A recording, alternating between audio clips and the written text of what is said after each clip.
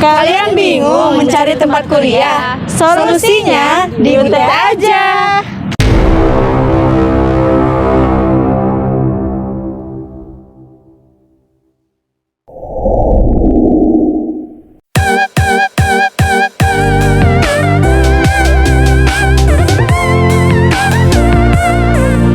Teman-teman sekalian, Assalamualaikum warahmatullahi wabarakatuh.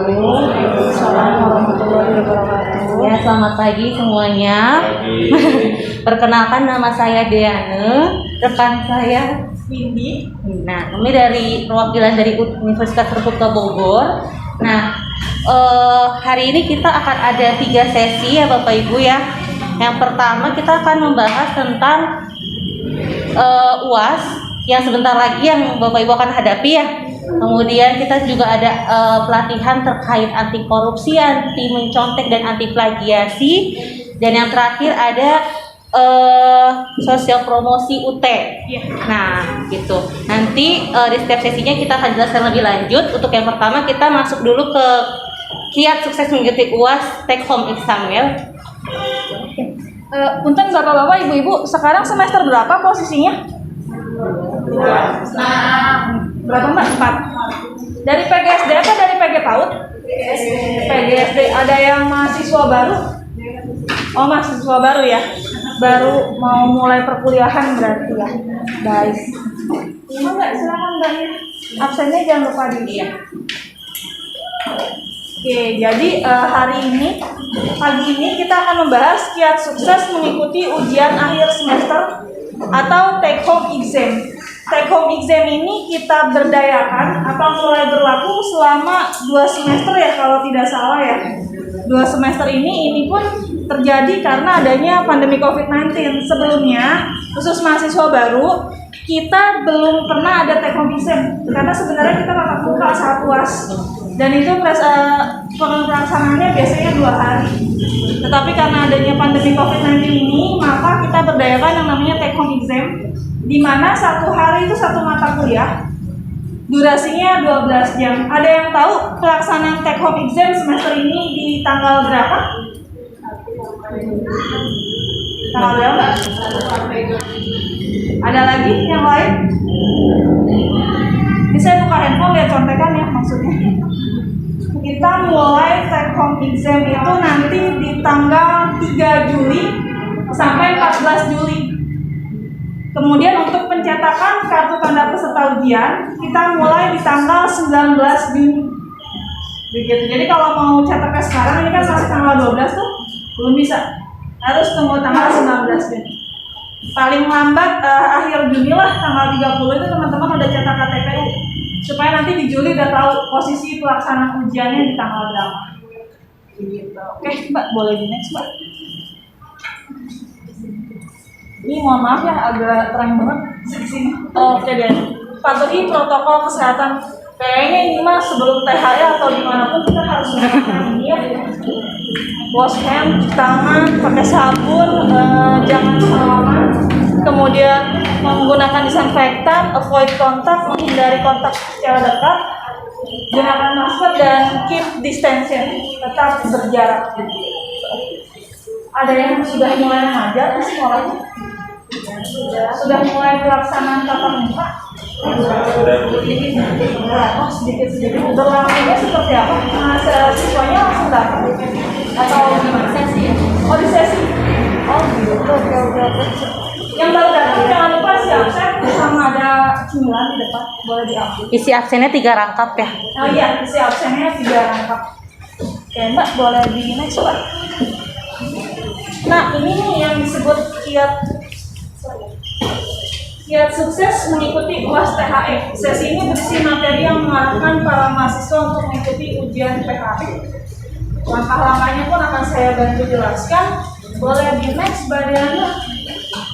Nah, rujukan materi pelatihan ini ada SK rektornya, kemudian ada surat wakil rektor dan ada surat wakil rektor bidang akademik sekian-sekian. Boleh di next aja. Ini dia, take home exam. Apa yang dimaksud dengan ujian akhir take home exam? UAS dalam bentuk daring yang dikerjakan di rumah. Teknisnya sih di rumah, tapi misalnya mau lagi di pengajian sebenarnya bisa juga cuma downloadnya aja. ngerjainnya di rumah nggak apa-apa, asal tidak berbentuk tes. Biasanya nih yang buat teman-teman mahasiswa baru, kita itu biasanya pilihan ganda, PG, A, B, C, D. Nah, sementara semenjak adanya THE ini, kita berlangsung esai. Sistemnya bisa 4 atau 5 soal dan biasanya agak beranak-pinak gitu ya. Ya, nggak salah. Soal akan menguji kemampuan mahasiswa untuk dapat menerapkan konsep atau kompetensi suatu mata kuliah. Yang semester kemarin THE-nya ada nggak yang nilainya kurang? Misalnya dapat nilai D, itu dapat nilai E. Enggak ya, rata-rata A, B. Boleh nggak dinilai? Nah, kapan mahasiswa UAS THE? Untuk diploma D3, S1, dan untuk S2 itu tanggal 3 sampai dengan 14 Juli pelaksanaannya. 1 hari 1 mata kuliah. Bagaimana jika ada mahasiswa yang registrasi 1 hari tapi jamnya bentrok maksudnya. Jadi 1 hari mengikuti 2 ujian begitu. Itu boleh seperti itu. Nanti durasinya cukup 12 jam. Mungkin dijarakin aja, misal mata kuliah A di-downloadnya jam 7 pagi, nanti mata kuliah yang B di-downloadnya jam 8 pagi. Supaya nanti teknis pada saat batas maksimal uploadnya nggak berbarengan banget. Gitu. Nah, ini untuk program doktoral ada di tanggal 5 sampai 21 Juli. Kalau di sini kan teman-teman rata-rata S2 satu ya. Kalau misalnya nanti mau lanjut, kita ada S2-nya juga. S3 juga kita baru berjalan di 2 semester. Cuma kalau untuk S3 program doktoral saat ini di Bogor belum tersedia. Jadi yang tersedia itu baru di Jakarta sama di beberapa kota sih di Batam. Pelaksanaan UAS THE. Pelaksanaan UAS THE dilaksanakan di tempat domisili mahasiswa. Kemudian sifat ujian open book. Boleh buka buku. Saya tidak menyarankan harus buka Google. Saya nggak menyarankan harus buka website bla bla bla. Karena seperti yang kita tahu ya, UT itu pedomannya sebenarnya bekal nomor 1 itu modul. Jadi semua materi, semua soal, semua jawaban adanya di modul. Begitu paling tidak sebelum UAS teman-teman sudah baca modulnya, sudah tahu oh ini materinya ini ketika nanti pas UAS THE, wah ini materinya kayaknya ada di modul sekian deh, di halaman sekian, tinggal buka aja. Naskah soal dan buku jawaban UAS THE diunduh. Udah pada ngerti kan ya cara ngunduhnya ya? Cukup gampang, asal jamnya jangan mepet-mepet Pak. Biasanya banyak yang mepet. Teknisnya jam 12 malam terakhir uploadnya. Dia baru downloadnya jam 11 malam, udah nggak bisa biasanya. Downloadnya cukup di the.ut.ac.id. Di download aja, ada 3 item ya kalau nggak salah ya. Lembar jawaban, kemudian ada yang paling depan itu yang ada isian data biodata sama tanda tangan. Lembar jawabannya teman-teman bisa bebas mau pakai HPS kah, folio kah, atau di Word Excel, tinggal di-upload balik. Mahasiswa tidak mengunduh, tidak berhak mengupload BJU. Jadi kalau mau ngunduh nih, kayak tadi kondisinya maksimal upload misalnya maksimal download jam 10 malam. Tapi kalian baru jam setengah 11 mau downloadnya. Kan nggak bisa tuh, saya nggak tahu saya tanya Diana aja deh, kebetulan saya sama Diana jurusannya sama. Mata kuliahnya sama, dikasih nih punya Diana soalnya saya kerjain. Saya mau upload, saya nggak bisa upload. Karena teknisnya, mekanismenya saya belum pernah download. Jadi saya nggak mungkin bisa upload. Jadi percuma nanya teman minta soal kalau kita belum ngeklik yang namanya download. Nah, pengerjaan UAS THE ada 3 step. Setiap mata kuliah diujikan dalam 1 hari.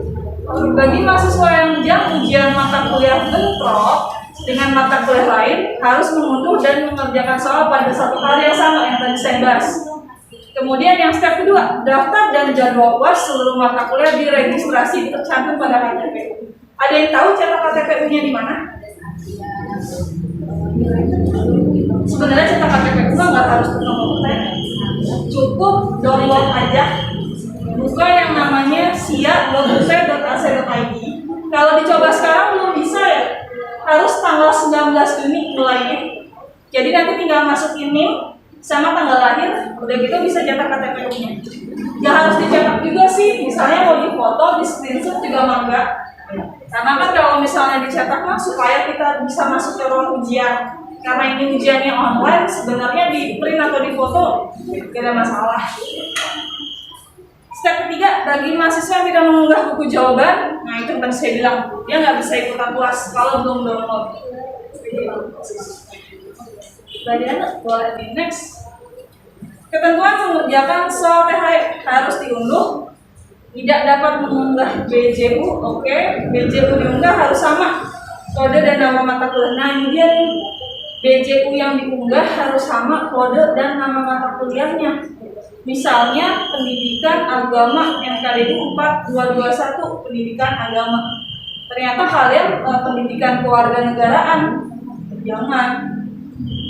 Bisa jadi lagi error gitu loh. Kalau lagi error kayak gitu, di ini aja di save dulu. Terus nanti kira-kira 10 sampai 30 menit kemudian login lagi.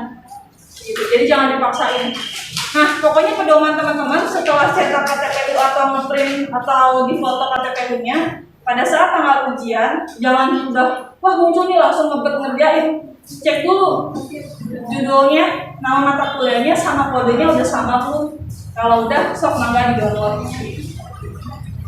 Batas waktu mengerjakan soal tuh 12 jam, guys, 12 jam.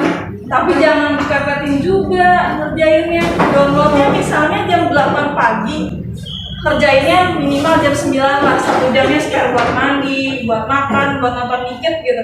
Jangan di downloadnya jam 8 pagi, dikerjain jam 8 malam. Wah, mepet. Karena kalau misalnya mepet, nanti posisinya itu ketika kalian mau ngerjain, udah selesai ngerjainnya, terus mau upload, selisih 5 menit aja udah nggak bisa. Karena kan yang masuk banyak tuh ya, bukan cuma UT Cibinong aja nih, bukan cuma UT Bogor, ribuan orang, jutaan orang yang mau masuk, posisinya gitu. Mangga Mbak Diana. Aplikasi THE akan mencatat waktu pengunduhan dan fasilitas unggah. Oke, kalau nggak salah, kalau udah download nanti dapat kode ya. Download, upload nanti dapat kode buat ngecek lagi bener apa salah atau mau diralat, di-delete gitu ya. Jadi ketika sudah di-upload, nanti dia muncul kode. Kodenya sebaiknya difoto atau ditulis. Karena kalau misalnya kalian ngandelin, oh UT kan punya nomor WhatsApp ya, udahlah saya upload aja, nanti kalau saya lupa saya tinggal WhatsApp deh ke nomor WhatsApp UT. Pada kenyataannya yang WhatsApp ke nomor UT itu jangan udah mepet-mepet juga. Terus yang WhatsAppnya langsung ribuan orang. Yang kebalas biasanya yang paling atas atau paling bawah yang tengah wassalam tuh. Jadi langsung dicatat aja. Kalau nggak salah itu ada 5 digit kan ya? 5 sampai 4 digit itu langsung dicatat aja.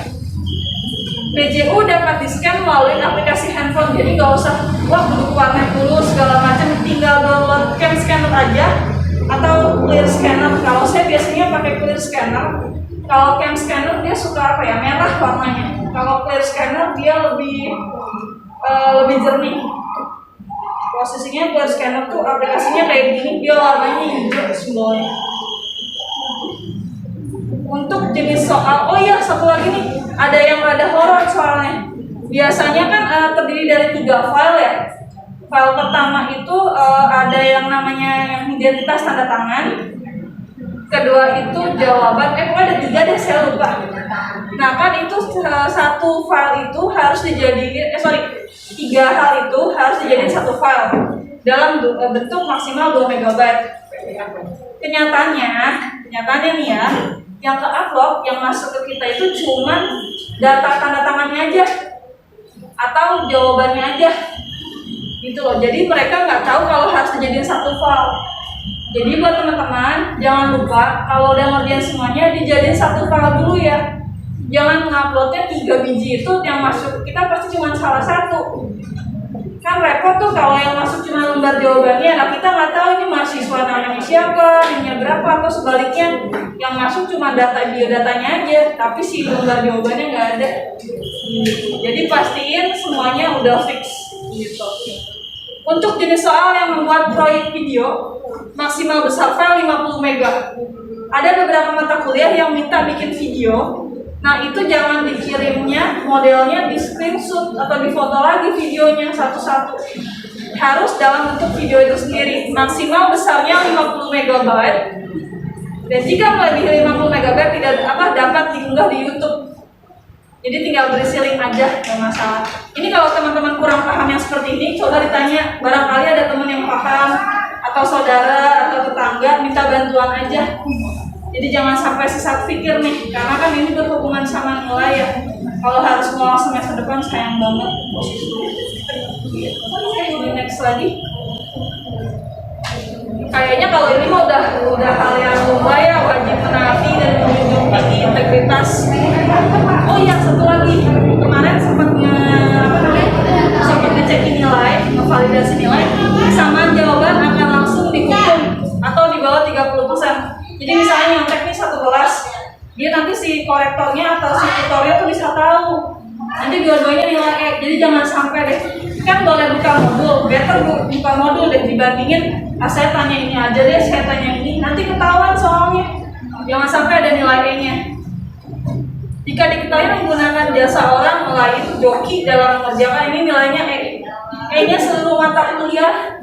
Jadi jangan sampai misalnya nih enggak nanya ke saya, belum terus saya benar, datanya saya malah sesat. Ini buka modul itu udah paling benar itu. Timbulkan semangat belajar dan niatkan belajar dengan sungguh-sungguh. Ini semuanya guru berarti ya? Iya. Rata-rata kalau kuliah itu kan bagus. Rata-rata kuliah itu kan apa, Bu? Ya, harus. Ini harus kan dari sekolah ini ya. Soalnya pengaruh juga. Pengaruh untuk orang tua juga. Oh gitu. Yang pasti mah bayarnya dari kantong sendiri ya Pak. Terus coba kuasai materi masing-masing mata kuliah dengan membuka tujuan instruksi. Tujuan instruksi atau tip biasanya di modul paling depan. Tiap materi itu kan ada yang nggak ada yang bawa modul ya. Pokoknya bahasanya gini. Diharapkan mahasiswa setelah membaca modul ini mengetahui gitu kan, ada tujuan-tujuannya. Biasanya cuma 4 atau 5 poin. Berarti titik beratkan di situ saja. Karena ini THE bisa buka modul, minimal itu baca aja. Jadi nanti pas ujian THE udah tahu, oh ini mah di modul 5 tuh halaman sekian gitu, biar ada gambaran.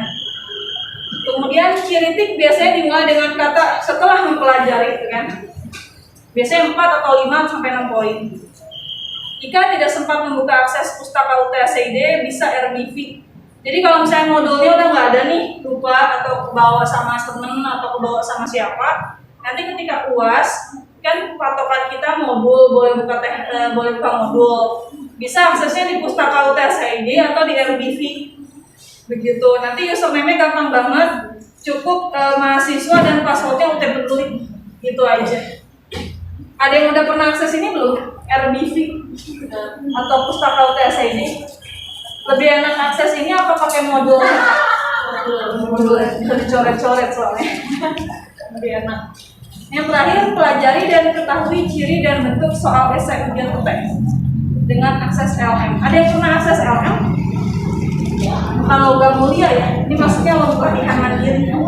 Bisa cek di lm.ut.ac.id, tapi biasanya dia formatnya PDP pilihan ganda. Lumayan ini buat latihan.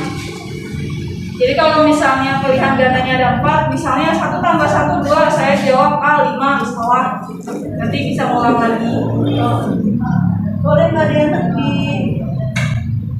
Nah ini dia. Jadwal UAS THE semester 2021.1. Jadwal kegiatan UAS dapat dilihat di sl.ut.ac.id atau nanti bisa di SIA, bukan SIA yang itu ya, bukan SIA Sunda, Makassar, SIA.ut.ac.id. Tinggal masukin Mbak sama tanggal lahir. Nah, untuk evaluasi bisa lihat di sini link evaluasi pelatihan sl.ut.ac.id/evaluasi. Yang mau dicatat di foto nggak boleh. Yang mau THE gimana Mbak? Buat apa? Yang jadwal. Oh jadwal. Kelihatan. Ya. SH. Agak susah Bu ini. sl.ut.ac.id/uas-THE. Atau kalau bingung itu aja Bu. Padahal di sini warnanya hitam, di sini kuning ya. Kalau nggak bisa ini Bu, SIA aja, sia.ut.ac.id. Nggak perlu login, tampilan depannya udah kelihatan. Nih ya, buat yang ini aku tulis aja deh. Mau tahu? Boleh, boleh. Tolong. Nggak ada.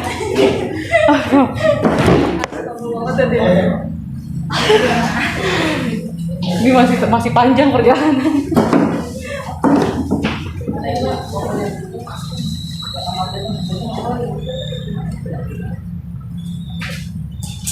Mangga, Mas.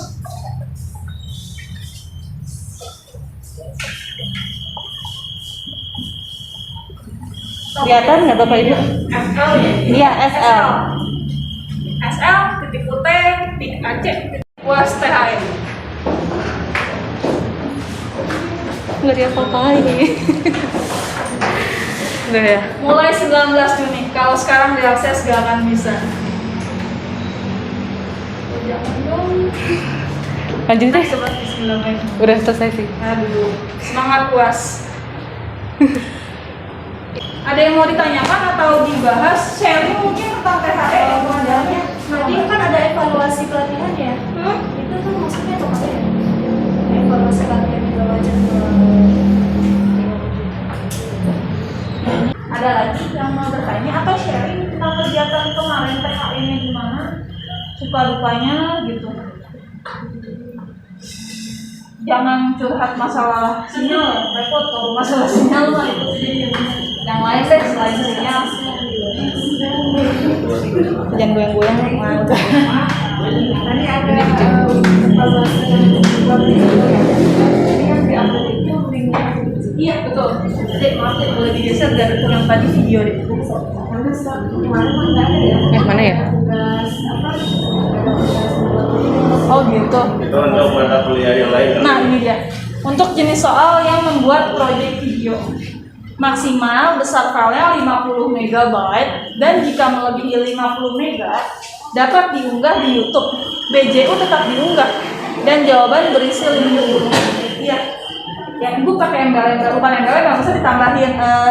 Saya sudah untuk jawaban ini berikut link YouTube-nya.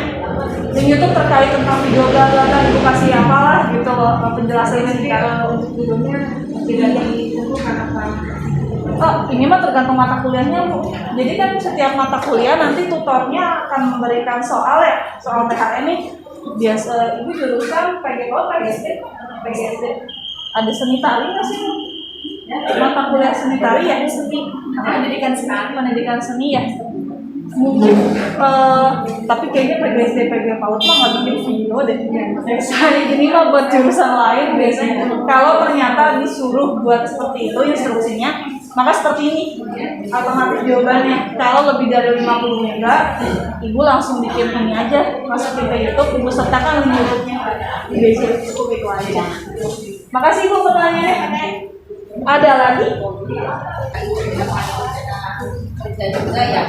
Saya dulu Boleh Bu. asalnya tapi mencari kendala yang namanya online ya. Itu anggotnya pun sama tidak punya dari sana. Waktu yang udah mepet, ini udah yang 3 malahan panik dan boleh ya. Hasilnya tapi kan udah maksimal. Jadi kalau saya pribadi mundur terlebih dahulu. Gitu. Walaupun nanti saya setelah libur dan selesai kerja mulai habis maghrib mulai Semester lalu berapa mata kuliah? jadi yang 5-5-nya ibu solusinya seperti itu ya? Iya. Diunduh dulu nih, misalnya sebabnya khawatir ada kendala karena online. Betul. Iya. Jadi Apalagi nguploadnya. Oh, Ya, gitu. pokoknya habis maghrib harus sudah selesai. Takut terkendala. Siap. Karena Terima kasih Bu sayangnya. Ya berarti omongan saya nggak lebay ya. Terbukti ada ibunya. Ada lagi yang mau share tentang suka duka kemarin PHM buat masuk yang kita juga nih. Sekali lagi sharingnya tidak berupa pulsa maupun sinyal. Mohon maaf saya juga nggak bisa bantu. Nggak ada. Kalau nggak ada saya lanjut aja boleh ya. Materi kita sekarang kita akan bahas ke Oke. Sip. Kalau di sekolah atau di kantor sekolah ya, ini guru semua kan ya.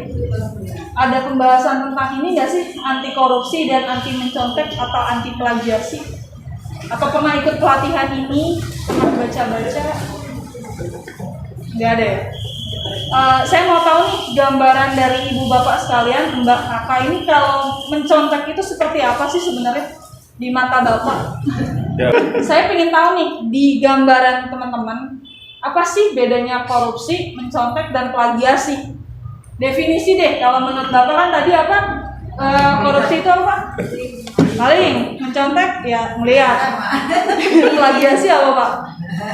Melihat ini Plagiat ya? sebenarnya Apa, Bu? sama-sama mengambil punya orang gitu. Iya.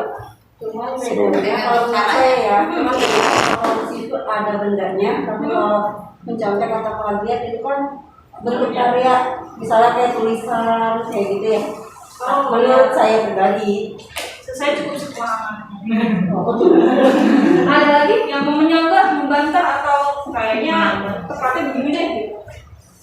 Yang di ujung sana ayo aku. Enggak, Mas mbaknya.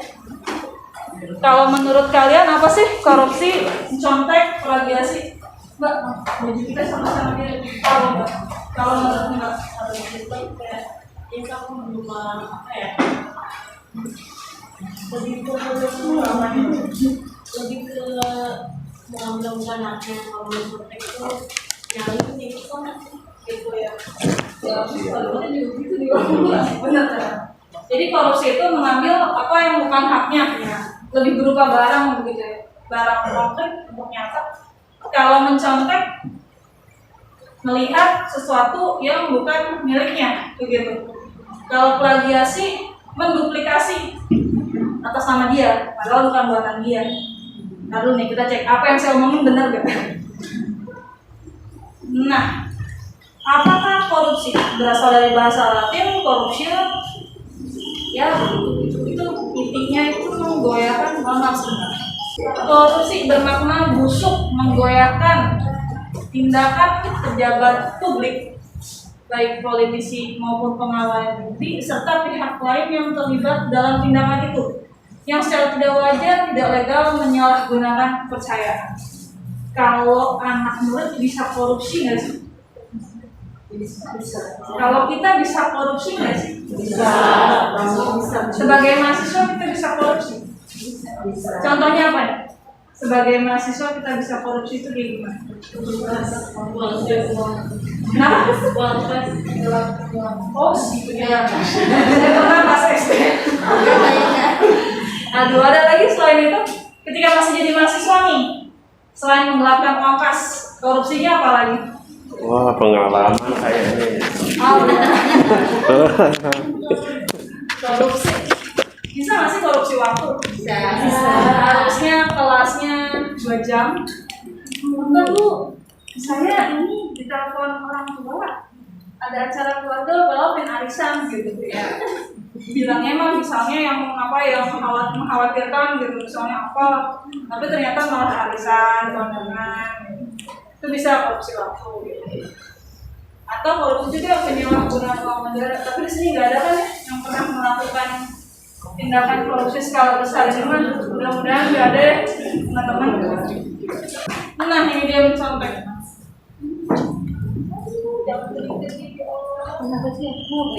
Bentar ya. Nah, perilaku mencontek merupakan suatu perbuatan atau cara yang tidak jujur, curang, menghalalkan segala macam cara dilakukan untuk seorang mencapai nilai yang terbaik. Benar juga sih. Contek. Terakhir kali mencontek ada ingat kapan? Kemarin siapa? Kalau bapak ibu guru kan sering bilang ya, Pak anak murid ya pastinya kalau ujian ya, jangan mencontek, jangan melihat kanan kiri, jangan lihat teman-temannya gitu ya. Karena kita produk dari SD juga ya, yang sering dibilang kayak gitu. Jadi insya Allah mudah-mudahan di sini mah enggak ada yang mencontek aku ya. Karena sudah bilang gitu ke anak murid ya. Jadi insya Allah diterapkan ke dirinya juga gitu masing-masing. Halo, kamu udah belum? Bagi dong. Atau dicanggih. Saya lagi sibuk nih. Ya coba lihat yang plagiasi apa ya? Kalau plagiasi, nah pengambilan karangan, pendapat dan sebagainya yang lain dan menjadikan seolah kalangan pendapat sendiri. Itu benar Bu yang tadi Bu bilang. Kalau plagiasi dia lebih maknanya abstrak ya, maksudnya bukan benda konkret. Kalau misalnya sampaikan tubuh ya bu, contohnya apa gitu. Terus kalau misalnya korupsi, misal uang, barang gitu. Kalau plagiasi lebih ke berupa yaitu karangan tulisan kah, lukisan kah, atau apapun. Begitu. Saya sih tidak mengharapkan ya dari ibu bapak di sini ada masuk di 3 kategori tersebut. Korupsi, nauzubillah min dzalik, mencontek, wah janganlah. Plagiasi ribet juga, apalagi ada hak cipta segala macem. Senangnya nggak seberapa, uangnya nggak seberapa, sengsaranya di akhir, ngepotin biasanya gitu.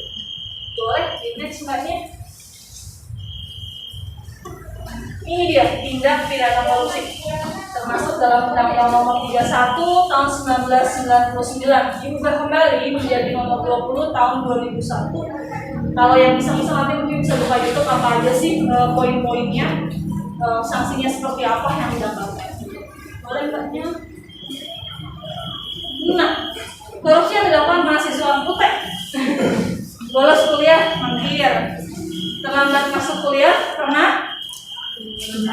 Mencontek atau mencari bocoran soal pernah? Bagus, buku harus jujur bu. Memberi sesuatu kepada dosen agar mendapat nilai bagus. Ya, susah ya. Udah disogok nilai segitu aja. Titip menandatangani daftar hadir. Pernah.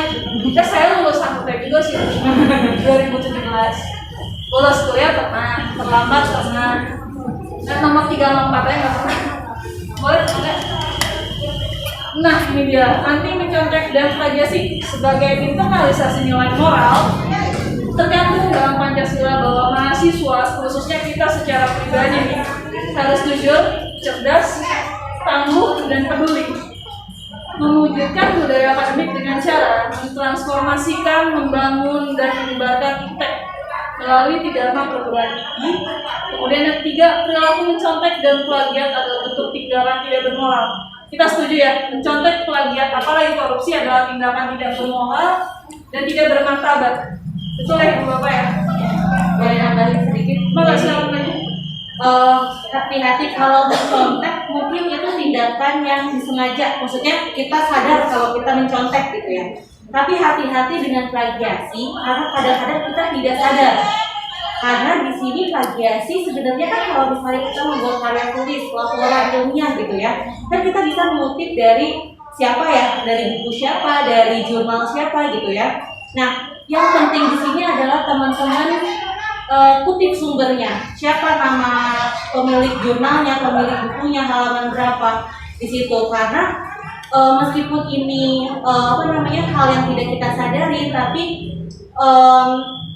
efeknya itu lumayan fatal gitu ya. Bahkan kalau bisa di perguruan tinggi, kalau saya dengar berita-berita kan gelar sarjana atau gelar ini bisa dicabut gitu ya. Jadi teman-teman di sini mohon hati-hati untuk yang plagiasi. Kalau untuk mencontek kita sadar, tapi yang plagiasi mohon apapun yang teman-teman kutip dari jurnal, dari buku itu mohon dituliskan siapa sumbernya. Dicantum ya? Iya, dicantumkan siapa sumbernya. Dan lanjut, ini mau ini deklarasi. Ini deklarasi pemimpin program tinggi, karena saya bacain kurang lebih seperti ini tampilannya. Maka boleh di next aja. Kemudian contoh mencontek. Tadi kan contoh apa? Plagiasi ya. Oke. Contoh korupsi, mohon maaf. Nah ini dia. Pendidikan. Tumben guru. Waduh. bukan di Cibinong ya, bukan. Kok ada brosnya gede? Ada bros. Siapa tuh? Guru mencontek itu 6 Agustus 2008. Lagi apes aja ini mah. Boleh next lagi contohnya apa lagi? Mungkin lagi baca WA kali Bu. Iya betul. Handphone itu kalau di UTM handphone haramnya kalau ujian. Ini mah udah ujian, nggak nyontek aja, cuma naruh handphone di atas meja itu. Saya 2016 ujian, si ibunya tuh kayaknya nggak tahu atau dia lupa lah, namanya ibu-ibu udah datang telat, mepet, itu kan nggak boleh di atas meja, ngerapin dong segala macam, handphonenya tuh ketinggalan di atas. Getar-getar kan, nyontek mah enggak sih saya rasa, cuma namanya pengawas sudah dideklarasikan ada handphone nyontek udah semuanya. Nah Miss Bongkai nggak akan diapa-apain sama nyontek. Jadi handphone walaupun nggak nyontek taruh di dalam tas di depan itu. Kalau prosesnya nanti udah tatap muka, kalau masih PHP kan pas saya nggak lihat bebas. Boleh di next. Boleh aja asal lebih banyak lebar narik roknya. Kelihatan nggak itu di mana? Aduh, kulisnya ada yang nusuk aku. Ini itu adanya merah soalnya kalau di paha itu. Insya Allah. Jangan apa? Semangat ayo. Aduh, Langsung lulus. Oke, tapi nggak gitu juga ya. tapi nggak harus gini sih maksudnya. Saking takut dicontek, saya contek, Bobo sampai pakai kacamata tidak. jangan.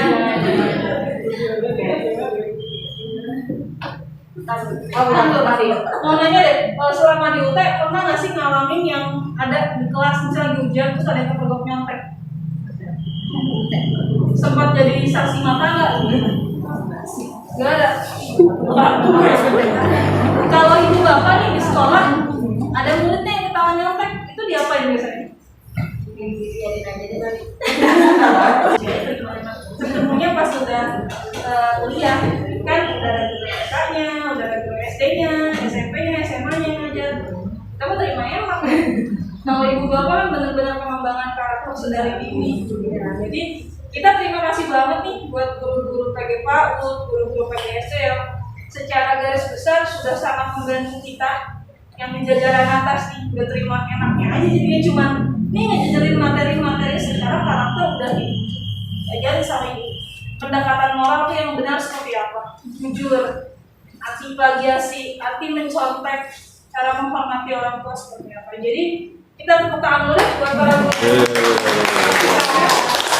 Saya terima enaknya aja gitu. Boleh kita next. Nah contoh plagiasi boleh kita next Mbak Diana. Nah ini dia nih, pulang semua. Contoh plagiasi, tugas di UT ada banyak ya. Selama COVID kan nggak ada tatap muka. Ini tugas TTM ya, tatap muka biasa.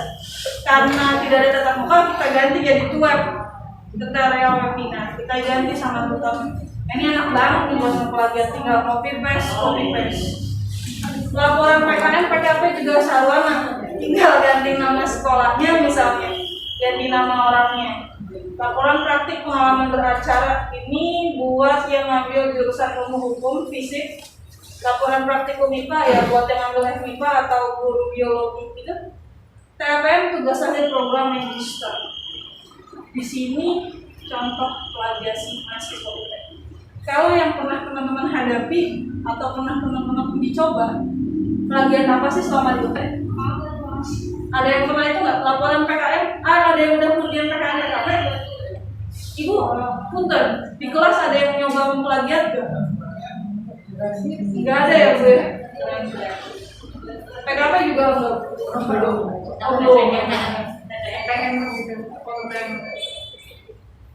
Ini sih saya nggak mengharapkan ya untuk adanya plagiasi dalam bentuk PKN PKP karena kan ini implementasi kita di sekolah disambung dengan yang ada di UT.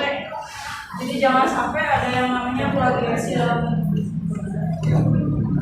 Boleh belajar. Nah ini dia profil universitas terbuka.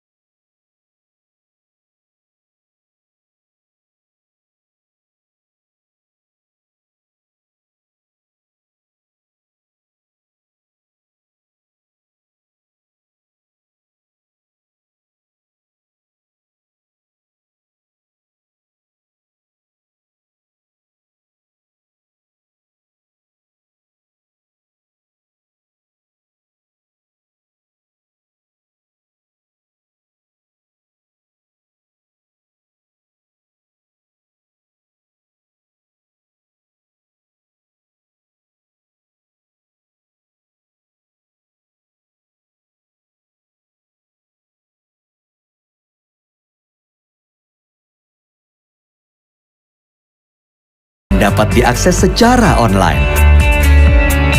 Memiliki 4 fakultas, Fakultas Keguruan dan Ilmu Pendidikan, Fakultas Hukum Ilmu Sosial dan Ilmu Politik, Fakultas Ekonomi, Fakultas Sains dan Teknologi, dengan lebih dari 35 program studi sarjana dan program pasca sarjana.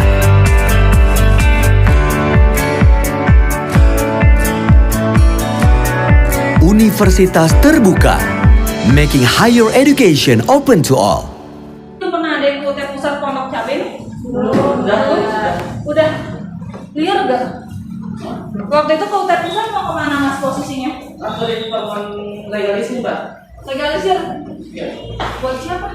Waktu itu ada teman yang buat apa namanya? Advokasi untuk CPNS. Oh. Bukan UT Bogor, tapi di UT Bogor dilempar ke sana. Oh gitu, biasanya kalau dilempar begitu, bukan dilempar ya, sebenarnya dialihin. Misalnya kalau legalisir nih ke UT Bogor, kalau di UT Bogor sistemnya itu hierarkinya adanya direktur UT Bogor, di bawah itu sub kepala-kepala bagian. Kalau yang mau legalisir, itu bisanya oleh direktur saja.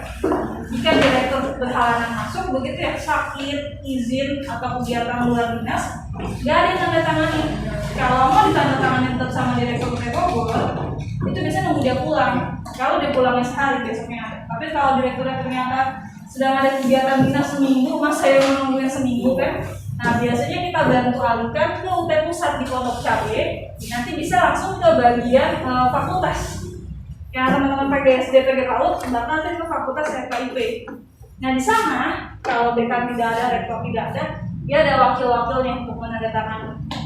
Jadi posisinya gitu. Atau ternyata gini, mas nih lagi ada di UT Jogja, lagi ada di kota Jogja, kota Semarang atau Kalimantan bagian mana, terus teman-teman ini mau ikutan CPNS atau emang ngajar di sana begitu ya, terus butuh legalisir, nggak usah capek-capek ke UT Bogor, kirim semua pos ke UT Bogor, legalisirnya bisa di kota setempat. Jadi misalnya lagi di Semarang, ya udah datang aja ke UT Semarang, fotokopi dulu si ijazahnya, transkrip nilainya, nanti dilayani bisa. Jadi anak UT gitu ya, kalau misalnya kuliah di kampus lain kan legalisir, kata lain cuma ada satu. Kalau UT kita menyebar.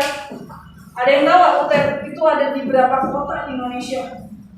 Kita hampir ada di 30 lebih kota di Indonesia. 39 plus 1 UT layanan luar negeri.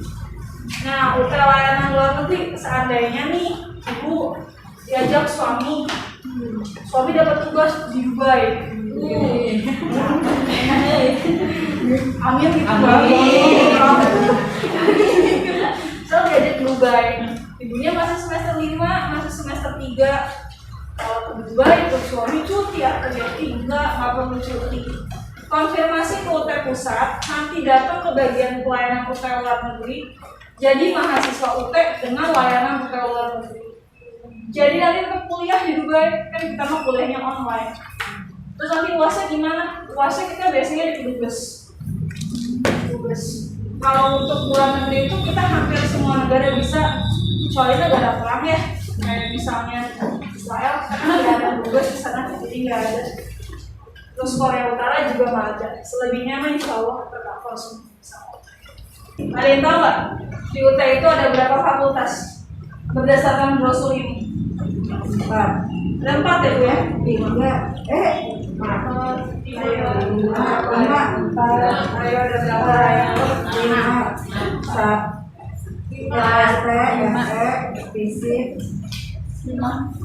Oke, ada 4 ya. Pertama Fakultas Sains dan Teknologi FST. Dulunya FIPA. Sekarang kita ganti jadi FST, Fakultas Sains dan Teknologi. Terus ada Fakultas Ekonomi, ada Fakultas Hukum, Ilmu Sosial dan Ilmu Politik, lalu ada Fakultas Keguruan dan Ilmu Pendidikan. Kalau yang program pasca sarjana itu masuknya bukan fakultas, kalau program begitu.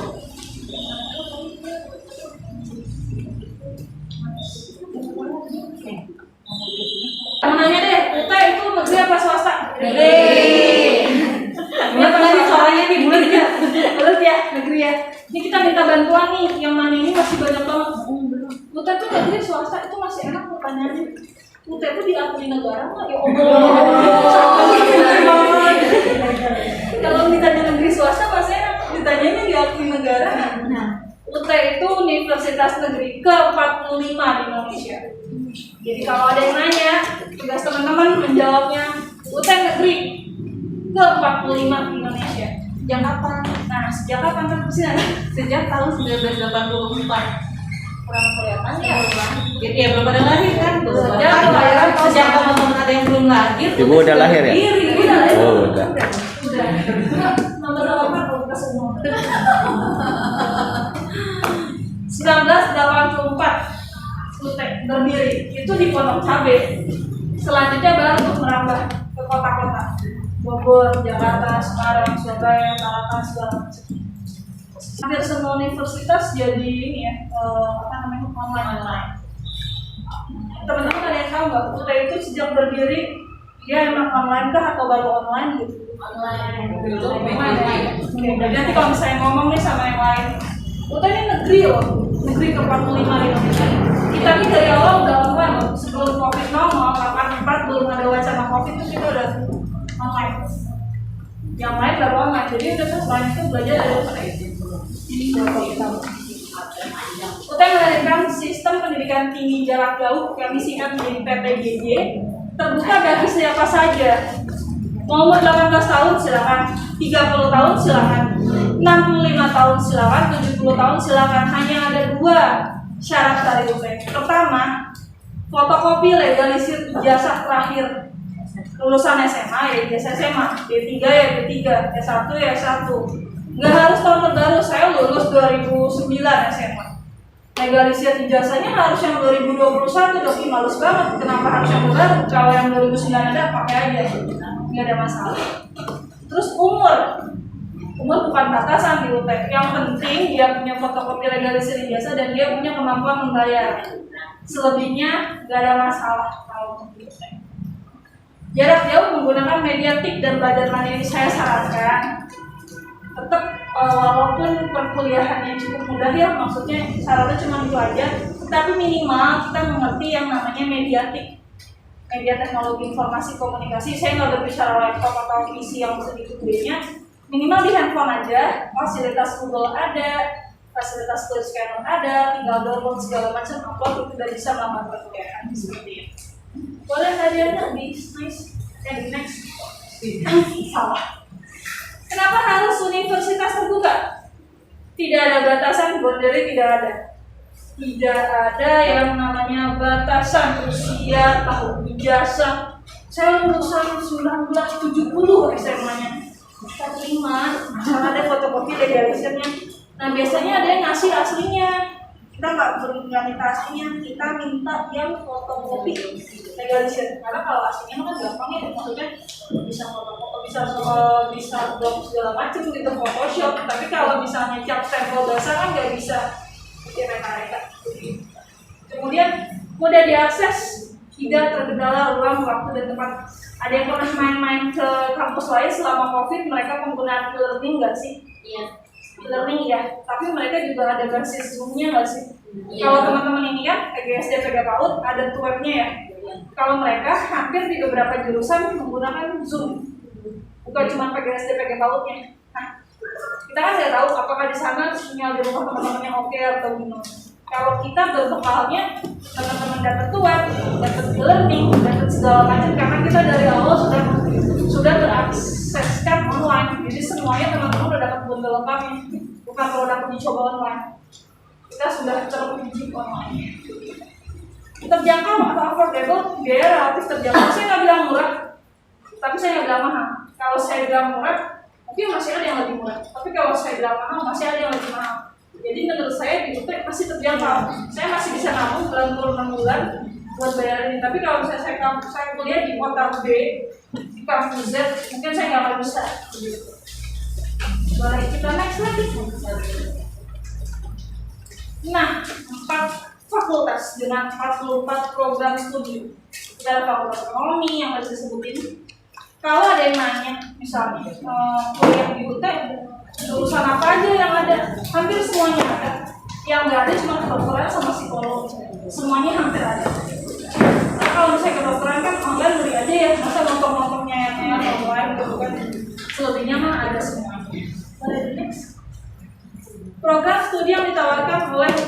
universitas terbuka, ada fakultas ekonomi, terdiri dari beberapa jurusan. Nah, untuk fakultas ekonomi kita punya andalan.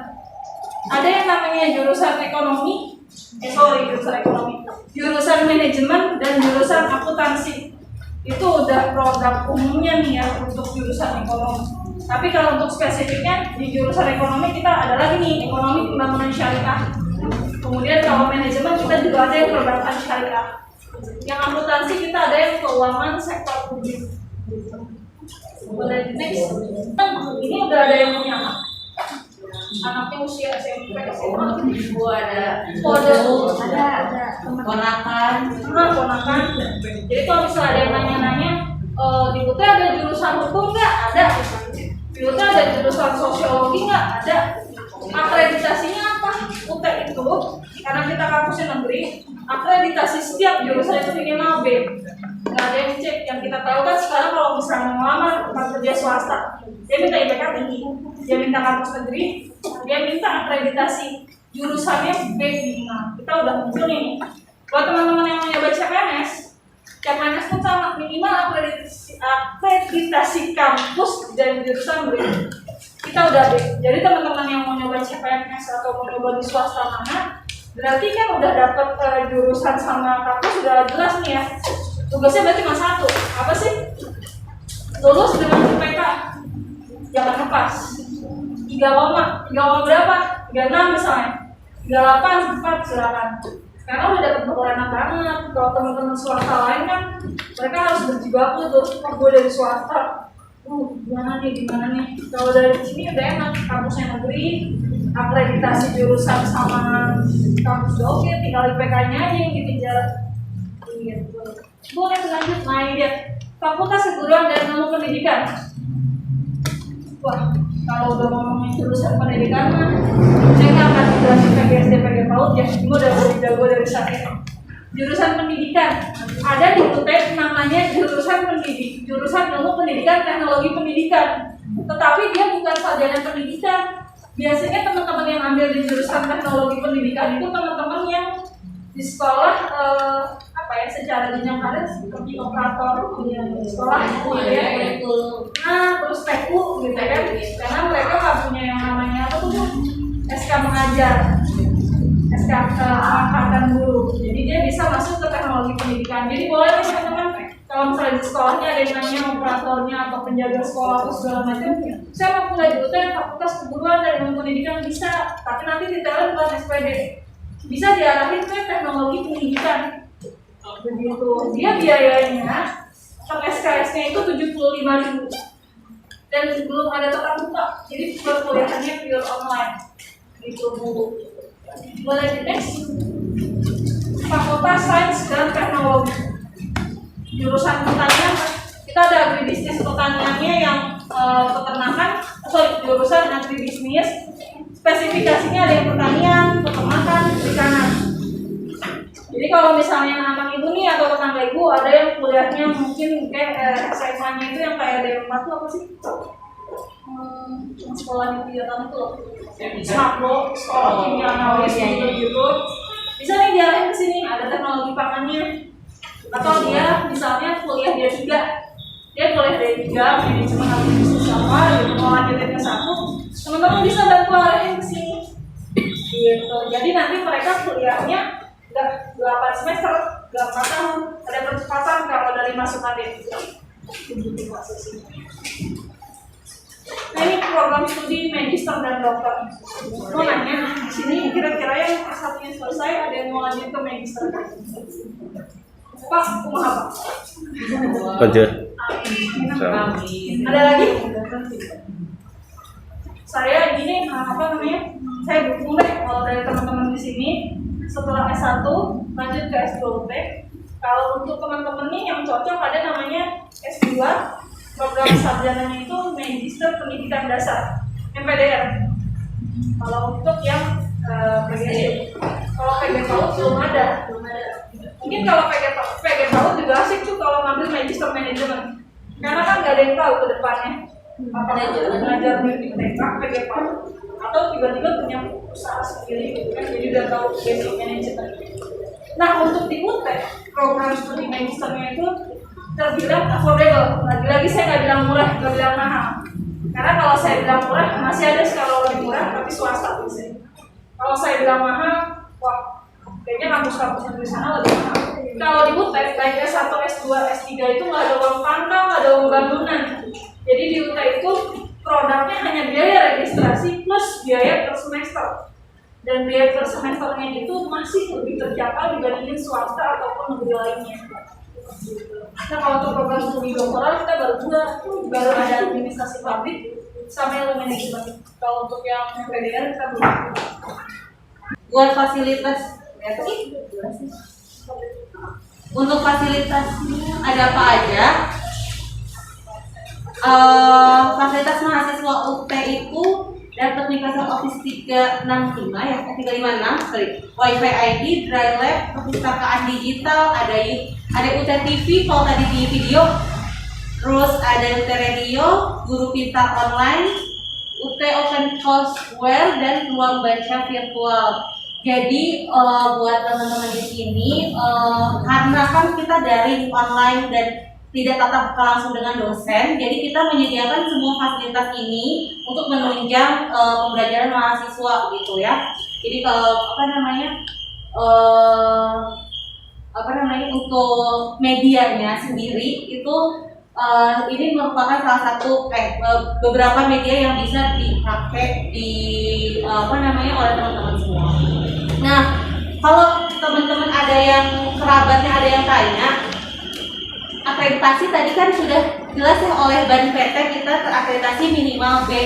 Selain itu, kita juga sudah terakreditasi oleh International Council for Open and Distance Education. Karena kita pendidikan terbuka jarak jauh, maka ICDE ini juga tiap periodenya itu ada penilaian terhadap UT sendiri gitu ya. Nah, terus selain itu satu lagi, dan kita juga sudah terstandar ISO. Jadi kalau ada yang tanya tentang, jadi jangan ini lagi, jangan pesimis lagi kalau ditanya diakui negara nggak jelas ya. Udah insya Allah Bismillah gitu diakuin gitu ya. Diakuinnya bukan sama negara Indonesia aja bahkan kan. Ya terus gak kelihatan ya. Ini berapa biaya kuliah di universitas terbuka? Nah, di sini kita kan tidak ada uang gedungnya. Teman-teman juga pas daftar ke sini kan hanya membayar pendaftaran 100.000 dan uang per semester. Nah, uang per semesternya tergantung pada layanan skema layanan yang dipilih oleh teman-teman, apakah masuk SIPAS ataukah non SIPAS gitu ya. Apakah teman-teman paket dari awal yang sudah ditetapkan oleh UT dengan flat di sekitar 1 juta sampai 3 juta, atau non SIPAS yang per SKS-nya itu antara 35.000 sampai dengan 80.000 tergantung dari mata kuliah yang diambil pada saat semester tersebut. Nah, ada yang tanya lagi, bisa nggak program beasiswa di UT? Bisa. Kalau misalnya saudara atau kerabat atau keluarga teman-teman ikut SNMPTN, itu di UT bisa dapat program beasiswa. Nanti buat detailnya oleh Mbak Windy ya, karena saya juga kurang ini untuk detail syarat-syaratnya. Tapi untuk program masuknya itu bisa lewat SNMPTN, bisa lewat Kartu Indonesia Pintar, peningkatan prestasi akademik, dan dari CSR UT. Nah, terus pendaftaran mahasiswa baru Universitas Terbuka, jalur pendaftarannya untuk diploma atau sarjana kita jalur masuk tanpa tes dan atau program beasiswa khusus. Nah, persyaratan umumnya itu tadi ya yang di awal. Yang penting ada legalisir ijazah SMA atau sederajat. Ya, kalau ada SMK, SMA. Terus di mana registrasinya? Registrasinya harus datang langsung Enggak ya, enggak harus datang langsung ya teman-teman. Di sini mungkin juga ada yang daftarnya secara online ya. Nah, kita bisa daftar online di www.sia.ut.ac.id. Ya. Terus apa lagi? Bisa juga ke Sentral Layanan UT atau Salut atau kantor UTBJJ UT terdekat. Kalau di Bogor. Kalau misalnya ternyata keluarganya itu adanya di Jakarta, apakah harus ke Bogor? Tidak, karena di sana ada UTBJJ UT Jakarta gitu ya. Jadi tergantung sama domisili kerabat dari teman-teman juga gitu. Kalau maksudnya jangan sampai karena teman-teman di Bogor terus ngajak keluarga yang di mana itu ke Bogor, kan kejauhan, kasihan gitu ya. Jadi karena kita ada di 39 kota di Indonesia, jadi silakan untuk daftar ke UT lewat UTBJJ mainan. Dan registrasi ini dapat dilakukan sepanjang tahun, kapanpun ya. Nah ini kita saat ini hingga November 2020 mahasiswa universitas terbuka itu sudah mencapai 311.000. Padahal targetnya kita mahasiswa UT itu 1 juta.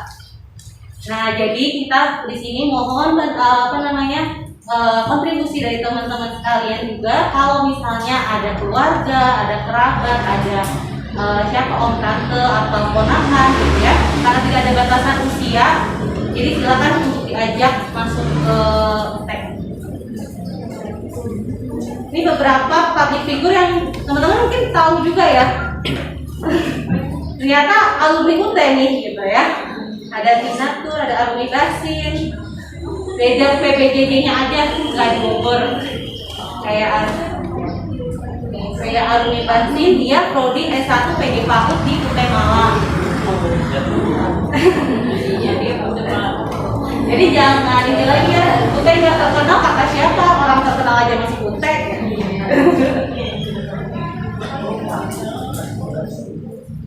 Pak ini aja deh, tanya jawab aja, mumpung ada Mbak Wi. Silakan kalau misalnya mau tanya tentang UT, tentang tadi UAS, misalnya udah kepikiran sekarang, atau misalnya tentang pelatihan anti korupsi tadi juga bisa ya. Boleh diminta absennya yang Tadi udah pada dikasih, kenapa itu? Kalau dari SMK bisa tidak loh, dari SMK bisa. Jadi ibu bapak di sini ada syaratnya. Ya, di brosur psikolog yang tengah ini persyaratan untuk program masuk D3 S1. Pertama, fotokopi ijazah SMA atau SMK atau SM atau memang atau sederajat sudah dilegalisasi. Nah, jadi boleh SMK itu kayak perhotelan gitu. boleh SLTA sederajat SMA, SMK, madrasah aliyah ya berarti istilahnya itu kita terima. Atau ada dari pesantren ya. Biasanya kalau pesantren bisa pesantren pesantren A, pesantren B gitu ya. Dia punya 2 ijazah biasanya. Ada ijazah pesantren sama ijazah yang tertera di Kemendikbud. Nah, pakainya ijazah yang Kemendikbud. Kalau ijazahnya paket C gitu. Itu boleh. Itu SLTA sederajat. Paket C itu boleh. Nah, kalau yang paket C, fotokopi legal sisirnya, cap tempel bahasanya bukan dari paket C, tapi dari Dinas Pendidikan. Kalau yang di Bogor kan dekat ini kan masih Gurih 7. Arah Pajajaran ya, kalau di kabupaten malah dicari tahu saya kurang tahu. Gitu. Terus fotokopi KTP, ada pas foto hitam putih sebanyak 2 lembar. Jadi gini nih, ini persyaratan tipikal model sebelum COVID. Jadi datang nih ke UT, ngantri gitu kan, ngasih berkas, ambil satu-satu. Kalau sekarang selama COVID dan seterusnya, UT nggak pernah ngambil syarat fisik. Jadi sistemnya daftarnya online. Syarat yang tadi saya sebutkan itu ada materai 6.000 ngaku, boleh dicoret diganti jadi materai 10.000. Udah ngaku sekarang ya materai 6.000. Materai 10.000 satu lembar aja. Nah, si syarat itu berikut formulir. Formulir sekarang sistemnya nggak usah UT juga, capek ngantri-ngantri jauh dari rumah. Sistemnya download. Downloadnya di mana? Ini ada ut.ac.id atau di sini aja deh. Daftarnya kan di sia.up.ac.id. Jadi ketika masuk ke login sia.up.ac.id, nanti ada link download formulir. Downloadlah formulirnya, diisi berikut syarat-syarat tadi, dijadiin dalam 1 Mbps setiap filenya, formatnya JPG, diupload di sia.up.ac.id. Teknisnya gitu sekarang pendaftarannya. Jadi nggak usah datang untuk ngambil formulir, isi formulir, pulang, besok datang lagi kita sekarang udah jadi mana barang semuanya bisa. Bukan tadi yang nanya ibu siapa? Kita kebetulan di yayasan saya kan ada paket C Mbak. Jadi nanti dapat. bisa saya sebarin terus. Berarti saya. Saya nanya Bu. Oh iya, dah boleh. Yang nanya ibu ya? Kan itu master bukan kan? Ini kan ada kakak tanya guru yang dia sarjana dia tuh mau PGS. Nah gitu, sarjana dari berbagai bidang studi ya, mau masuk ke S1 PGSD. Boleh tuh, udah ngajar belum jadi guru SD? Udah sekarang di yayasan. Udah minimal kan 1 tahun, dia udah berapa tahun dulu? Udah itu sih di SMK dia udah ngajar. Dia guru-guru kan. Sekarang Dia ngajarnya di SD sekarang kan? di SMK gitu. Oh 2. Di SD udah berapa tahun dulu? Baru 1 tahun ya Bu ya. Jadi teman-teman, saya lulusan S1 Ilmu Komunikasi, terus saya ngajar di SD. Ngajar di SD udah setahun, terhitung setahun lebih berapa hari lah, 2 bulan ya. Saya mau masuk ke UT ngambil PGSD, boleh. Walaupun dia lulusannya S1 yang lain nggak masalah, karena kan dia mau kuliah lagi di UT. Nanti masuknya S1 bidang ilmu, S1 BI PGSD. Kuliahnya cuma 3 semester, 1,5 tahun. Gitu. Nah cara daftarnya, silakan hubungi Pokja terkait. Untuk biayanya nggak ada uang pangkal. Kita nggak mau ya. Jadi hanya kalau sih udah tadi dia. Betul, 2,7. Dengan kuliahnya 3 semester lagi. Bisa Bu. Mau koordinasi dulu dengan Bu Dian, ada kelasnya nggak gitu ya? Boleh. Nih saya bagi-bagiin deh. Bentar, Mas. Apa Mbak? Kan waktu itu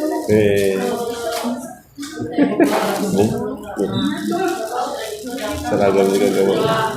terus kalau belajar sama kan lagi caranya kemudian saya datang kemudian teman saya malah jasa ke BTM Pokja BTM mau belanja mana di BTM nggak ada kerja Pokja ke BTM Oh, Bogor Selatan. BTM mau ke mall. Saya kurang tahu juga maksudnya itu gimana. Terus udah gitu kabar-kabarnya saya udah daftar di Kemudian ngikut teknik apa kan kemudian oke. Kok saya daftarnya yang di BTM ya? Kok mana sih? Saya juga nggak tahu. Nah ini kan sekarang udah apa gitu lagi corona kan dari juga gitu ya. Kalau misalnya dari BTM pindah ke Bumi ke Cina bisa boleh dia kenapa? Kenapa dia ada tadi udah Itu pertanyaan yang dulu.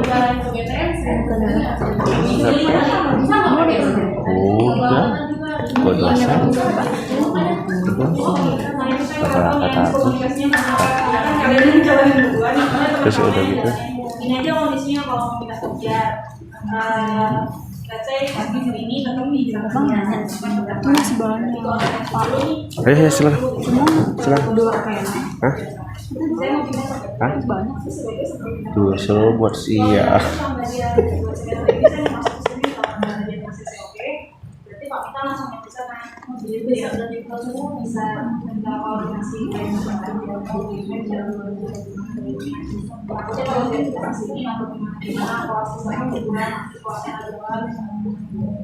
jadi gini karena COVID ya, biasanya kan puasa udah langsung terbentuk. Karena ternyata kelas kemudian udah bisa nih 20 orang, misalnya sudah ada orang, bisa 2 kelas, masuk 20. Dia sama jalan makanya dengan depan boleh dikoordinasi masuk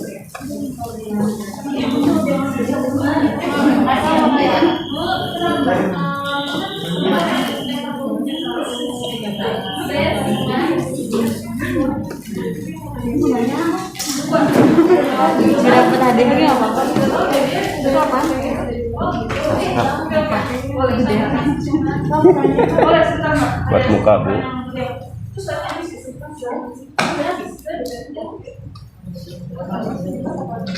Ini untuk yang S2 ya, sorry kebetulan saya nggak bawa brosur S2 Mbak.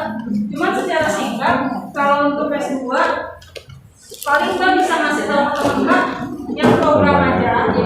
Terus kalau masalah dari signifikan biaya, silakan masuk ke website UTEK. Baik S1, S2, S3 kalau ada yang nanya biaya, bisa masuk ke website UTEK.ac.id. Pilih program pendidikan pasca sarjana. Nanti di situ Kita pakai dulu atau ke restoran kita bawain. Yang diingat lah. Beli minum aja. Oke. Kalau S2 itu biaya registrasinya 750.000. Udah beres kan ya? Udah beres kan? Masukin YouTube ya.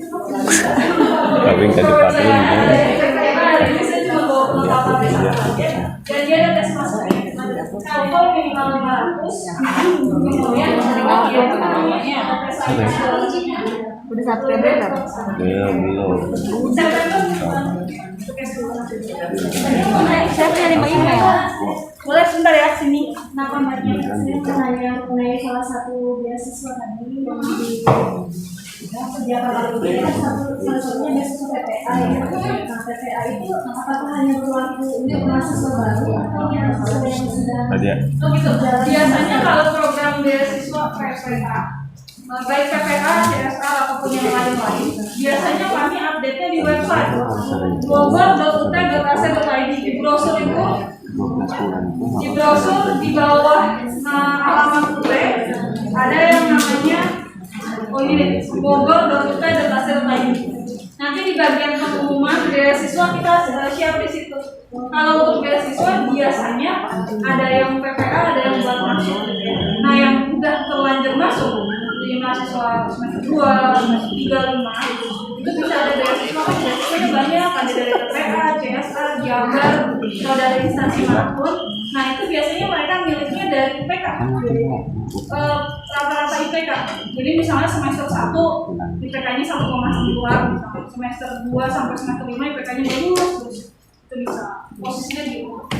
Jadi nggak harus beasiswa cuma dari PPA, banyak meskipun soalnya kalau beasiswa Asia ini yang mana ya? Ini yang mana? Aku ada dari PG Tahu, dia dapat kan dari Tadi yang mana?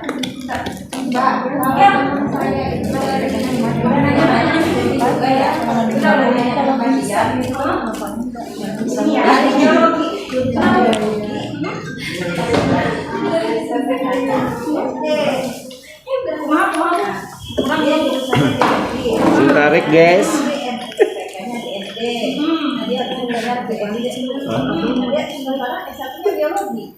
Harus mengacu PBS dari bisa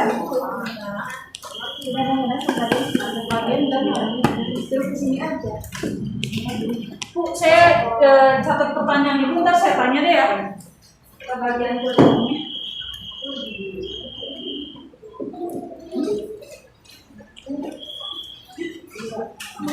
Bu, boleh saya nomor handphone saya aja nggak? Nanti teman ibu bisa kontak saya di sini tuh ya. Ayo. Saya lagi bicara. Hah?